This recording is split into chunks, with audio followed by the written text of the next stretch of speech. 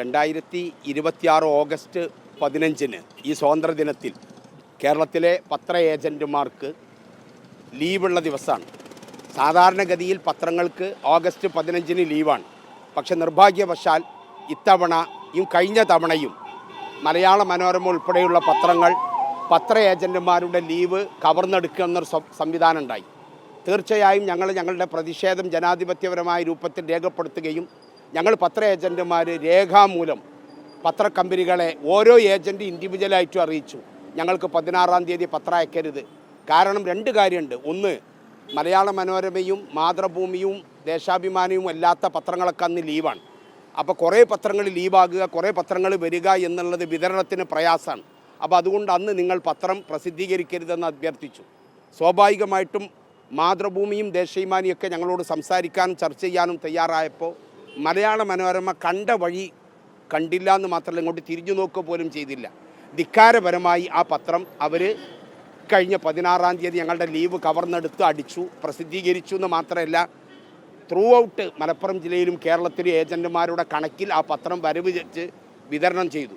ആ പത്രമാണ് ഇപ്പോൾ തിരിച്ച് ഞങ്ങളുടെ ഏജൻറ്റുമാർ കൊണ്ടുവന്നിട്ടുള്ളത്. ഞങ്ങളിത് ന്യായമായ ഒരു സമരമാണ്.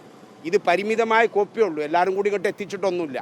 ഇതൊരു പ്രതീകാത്മകമായ സമരം എന്നുള്ള നിലയിൽ മലപ്പുറം ജില്ലയിലെ നൂറുകണക്കിന് ഏജൻറ്റുമാർ ഇവിടെ വന്നിട്ടുണ്ട്. പക്ഷേ ഇതിൻ്റെ പല മടങ്ങ് പത്രം ഇപ്പോഴും ഇങ്ങോട്ട് കൊണ്ടുവന്നിട്ടില്ല. അത് കൊണ്ടുവരണ്ടെന്ന് ഞങ്ങൾ പറഞ്ഞാണ്, അതിൻ്റെ അസൗകര്യം മുൻനിർത്തിക്കൊണ്ട്. അതുകൊണ്ട് ഞങ്ങളെ സംബന്ധിച്ചിടത്തോളം പറയാനുള്ളത്, പത്ര ഏജൻറ്റുമാരെയും പത്രക്കമ്പനികൾ പരിഗണിക്കണം. ഒരു ലീവൊക്കെ തീരുമാനിക്കുമ്പോൾ മിതമായ ഭാഷയിൽ പറഞ്ഞാൽ ആ സ്ഥാപനത്തിൽ ജോലി ചെയ്യുന്ന ആളുകളും കൂടി സൗകര്യം പരിഗണിക്കേണ്ടതുണ്ട്. അതല്ലാതെ വെറും പരസ്യവും വരുമാനവും സാമ്പത്തിക ലാഭവും മാത്രം നോക്കി കാര്യങ്ങൾ നിശ്ചയിക്കുമ്പോഴാണ് ഇതുപോലത്തെ അബദ്ധങ്ങളും അപകടങ്ങളും ചെയ്യുന്നത്. മനോരമ ഞങ്ങളോട് ചെയ്തത് ഏറ്റവും നീചമായ പ്രവൃത്തിയാണ്. ഇക്കാര്യത്തിലുള്ള ഞങ്ങളുടെ പ്രതിഷേധം രേഖപ്പെടുത്തുന്നതിന് വേണ്ടിയാണ് ഇന്ന് മലപ്പുറത്ത് പരസ്യമായി ഇതുപോലെയുള്ളൊരു തൂക്കി വിൽപ്പനയുടെ രംഗത്തേക്ക് ഞങ്ങൾ എത്തേണ്ടി വന്നത്. ഈ സമരത്തിൻ്റെ കാരണം ആദ്യവും അവസാനവും മനോരമയാണ്. കേരളത്തിലെ കാസർഗോഡ് മുതൽ തിരുവനന്തപുരം വരെ എല്ലാ ജില്ലകളിലും ഇന്നും നാളെയും മറ്റന്നാളെയായിട്ട് ഈ 20-ാം തീയതിക്ക് മുമ്പായി ഇതുപോലെയുള്ള പ്രത്യക്ഷമായ തൂക്കി വിൽപ്പന സമരങ്ങൾ നടക്കും. ഞങ്ങളുടെ പ്രതിഷേധം ഞങ്ങൾ രേഖപ്പെടുത്തും.